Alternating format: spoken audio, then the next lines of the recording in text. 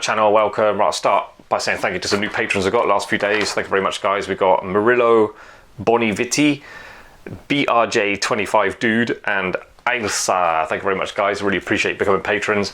If you want to become a patron yourself, you get a shout out on the next upload after you join. You get access to new videos 2 weeks before they go live on YouTube, and classic and official patrons get access to all the full instructional guides, and official patrons get exclusive content and ability to message me and ask for my advice with their own jewellery making endeavours. So yeah, if you want to become a patron, it enables me to continue these videos. I'm sharing, hopefully, over time, I'm going to share everything I learned over 20 years being a professional full-time jeweller. So yeah, I learned a lot, and there's a lot of stuff professional jewellers do that doesn't seem to get taught in like beginners courses and stuff, and online courses and on YouTube. So there's a real in-depth knowledge, and I'm going through it slowly over this. It's going to take years basically getting through it all.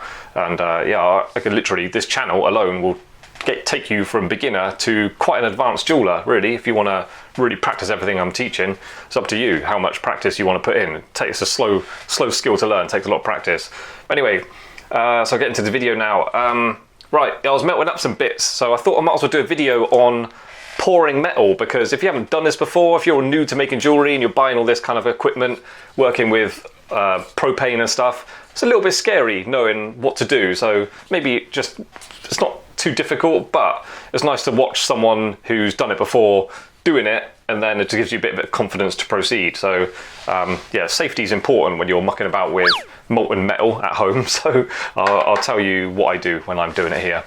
So in a nutshell, I'm going to be melting little bits of silver in there and then pouring it in its molten state into that, and then I should end up with a nice sort of clean looking solid bar. So potentially dangerous. Don't want to burn your house down, and you don't want to injure yourself obviously as well. So there's a few precautions I take to make sure I can do this with no problems. Us English jewellers, you'll find jewellers all over the world do things a bit differently. But I do my soldering right in front of me, and I have a metal plate, just any metal, bit of plated old bit of tray or something, or this is just a sheet of steel I found. Just something to stop the wood catching fire if you get like molten metal on there. Then a soldering block or charcoal block, I've got two. That's nice and solid and secure on the metal plate on a sturdy desk. Going to be melting it into that. Doesn't go too close to the edge, bit of common sense, put it back a little bit. Sitting down, if something happens for any reason, that splits open or whatever, or just it tumbles down, or you spits a bit of metal out, drops in front of you. If you're sitting down, a bit difficult to get out of the way. So we're going to do this standing up. If this is your first time doing this, make sure you can like go through the motion basically. Like you got to have heat on that with the metal in and pour it out. So make sure you can do that comfortably. You got to tip it in and move it. So make sure it's not awkward. You're not like standing strangely, like balancing over your chair leg or something. Make sure you can do that before you start putting metal in there. So that's comfortable. You might even want to tilt that at an angle. That's probably more helpful.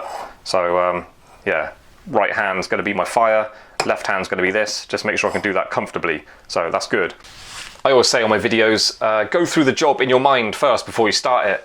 So once that's melted and that's in there, everything's successful. You've now got this with fire going like crazy, and then this in your hand, which is red hot. So make sure you can put that down safely, and then turn your gas off, turn the flame off. You want to get the flame extinguished as quick as possible, really. So yeah, you don't want to be searching around like trying to put that down with the fire going, and then the fire's setting fire to your lamp, and then you're putting that down and it's falling over and stuff. So just be a bit organised and a bit tidy. Just get ready for what's about to happen. Like me, I'm quite strict on keeping my skin swept clean. So all these little bits, they accumulate. I'm putting all these in the pot, like the lemon goes in the scrap pot, but all these little bits I keep in the pot next to me, and then when they accumulate, get enough of them, I have a day like what I'm doing today. I'm going to melt them all together. Okay, so this probably happened quite quickly, but essentially what I'm going to do is get that melted in there, all in one nice big ball, and then carefully position it in line with that, and then while simultaneously keeping the heat on it, keeping it molten, pour it out. And the trick is to sort of pour it and move it along at the same time, so it's continuously molten as it goes in there. You don't want it sort of dropping and breaking up into 2 or 3 parts, which can happen if you muck up that movement. So that's why I recommend sort of going through a practice motion doing it. But anyway, first step, I put a little bit of oil in there. Just nothing special about this oil, just cheap from the hardware store, just for your door hinges and bike chains and whatnot. Silver melts quite easily, so I ain't got to go crazy with the flame. What I do is I support it on there rather than holding it with my hand. You can, but it's just nice if it's secure.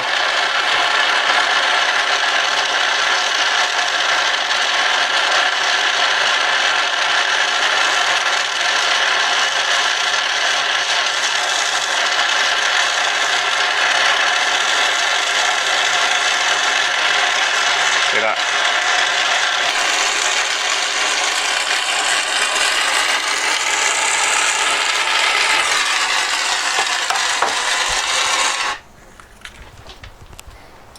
So obviously that's really hot. This metal works now really hot, so you've got to be careful with your fingers. Use tweezers to get this out, obviously. With the oil, shouldn't stick in there, so you should be able to get that out reasonably easily. And I just put that down somewhere to cool down a little bit further.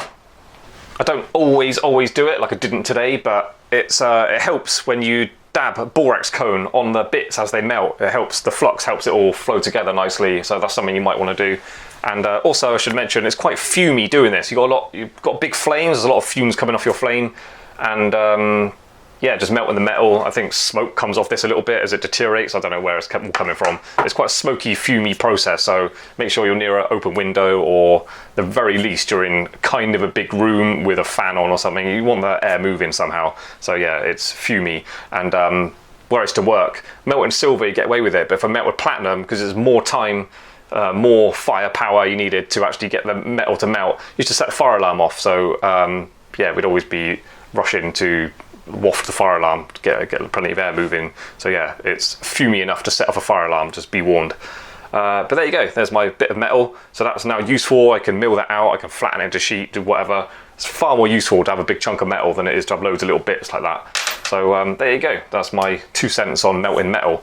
I'm working at home, you can do it safely, but just have a bit of common sense.